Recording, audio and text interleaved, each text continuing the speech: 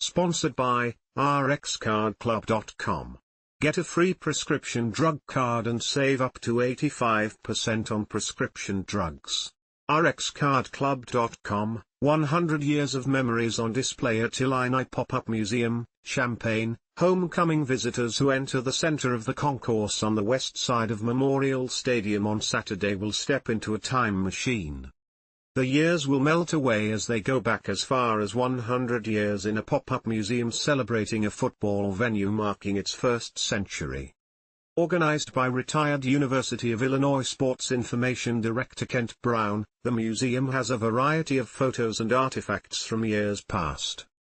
Running back Red Grange became a national household name following the 1924 Memorial Stadium dedication game when he scored 5 touchdowns and passed for a 6th against Michigan.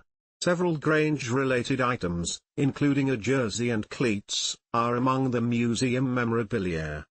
The museum also celebrates other noteworthy moments, including the stadium hosting the first Farm Aid concert in 1985, Howard Griffiths' 1998 touchdown performance against Southern Illinois University and the 1985 Chicago Bears using the bubble over Zuppke Field for practices prior to the Super Bowl. "We just have a real gem of a facility and a stadium," Brown said. Named in memory of university students who lost their lives in World War I, Memorial Stadium features 200 colonnades, with 183 of them bearing the names of fallen Illini in that war. "I don't know if people in the community, when they drive by it every day, if they know what it stands for," Brown said. The museum is not only a way to celebrate the past. It's also a way to educate the public of the significance of the structure where ground was broken September 11, 1922.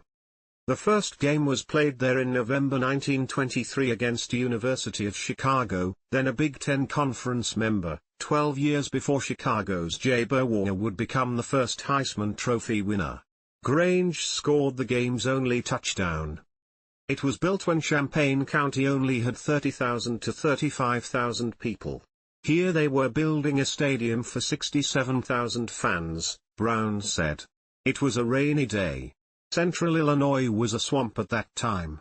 There were hundreds of shoes left in the mud from fans.